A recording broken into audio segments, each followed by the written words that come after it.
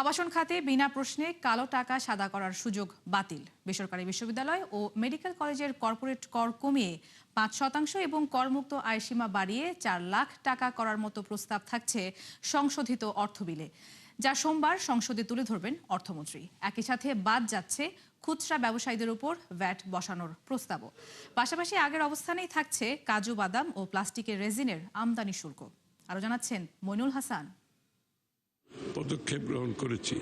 Corporate কর হার অপরিবর্তিত রেখে গত ১১ জন সংসদে অর্থ বিল ২০২৬ তুলে ধরেন অর্থমন্ত্রী, যেখানে বেসরকারি বিশ্ববিদ্যালয়, মেডিকেল কলেজ ও বেসরকারি ইঞ্জিনিয়ারিং কলেজের জন্য এই হার বহাল রাখা হয় ১০%। তবে মালিকদের চাপ আর দাবির প্রেক্ষিতে অবশেষে তা কমে হচ্ছে ৫%। সোমবার এই প্রস্তাব সংসদে তুলে ধরবেন অর্থমন্ত্রী, যদিও এতে রাজস্ব খোয়া যাবে শত কোটি টাকা।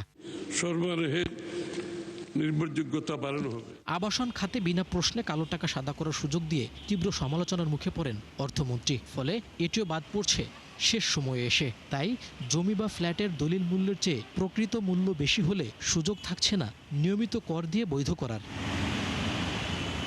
চলতি বাজেট থেকে মাত্র ২৫,০০০ টাকা বাড়িয়ে নতুন অর্থ বছরের জন্য ব্যক্তির করমুক্ত আয়সীমা ৪ লাখ টাকা করার প্রস্তাব করেন অর্থমন্ত্রী। তবে চড়া মূল্যস্ফীতির এই সময়ে সেই সিদ্ধান্ত নিয়েও হয় সমালোচনা। তাই আরও ২৫,০০০ টাকা বাড়িয়ে ৪ লাখ টাকার নতুন প্রস্তাব পেশ হতে পারে ২৯ জুন।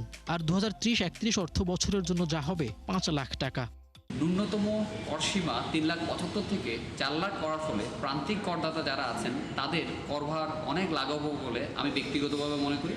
এছাড়াও যারা মধ্যম শ্রেণীর করদাতা আছেন তাদের যদি স্ল্যাবগুলো চেঞ্জ করা হতো তাহলে তাদেরও কিছুটা কর সাশ্রয় হতো। কর নথিতে দেখানো ব্যক্তিগত স্বর্ণ বিক্রির ওপর ১৫% ক্যাপিটাল গেইন ট্যাক্স বসানোর প্রস্তাব করা হয় বাজেটে, তবে সেটিও কমে হতে পারে ৫%। এছাড়া জমি ডেভেলপমেন্টের ক্ষেত্রে মালিকদের ওপর ১৫% ক্যাপিটাল গেইন ট্যাক্স কমে হচ্ছে ৫%। কম্পিউটার আমদানিতে থাকা ৫% অগ্রিম আয়কর কমে ২% হতে পারে সংশোধিত অর্থ বিলে। স্বর্ণের ক্ষেত্রে ক্যাপিটাল গেইন ট্যাক্স এবং যখন ডেভেলপারদেরকে ল্যান্ড দেওয়া হবে তখন যে ক্যাপিটাল গেইন ট্যাক্স সেটা ১৫ থেকে ৫% করা হলে কর প্রদানে অনেক করদাতাই কিন্তু উৎসাহী হবেন, কারণ আমরা জানি যত বেশি আসলে করভার হয় তত কর ফাঁকির প্রবণতা বেড়ে যায়। করজাল বাড়াতে খুচরা ব্যবসায়ীদের ওপর সুনির্দিষ্ট ভ্যাট বসানোর প্রস্তাব করেন অর্থমন্ত্রী। সংসদে এমন ১৬টি খাতের তালিকাও তুলে ধরেন তিনি। তবে শেষ পর্যন্ত সেই পরিকল্পনা থেকেও সরে আসতে পারে সরকার। এছাড়া কাজু বাদাম ও প্লাস্টিক রেজিনের ওপর বর্ধিত কর হার বাতিল করে তা বহাল রাখা হচ্ছে আগের ৫%। একই সাথে ওটিটি প্ল্যাটফর্ম ও অনলাইন বিজ্ঞাপনের ওপর ১৫% ভ্যাট কমে হতে পারে ৫%।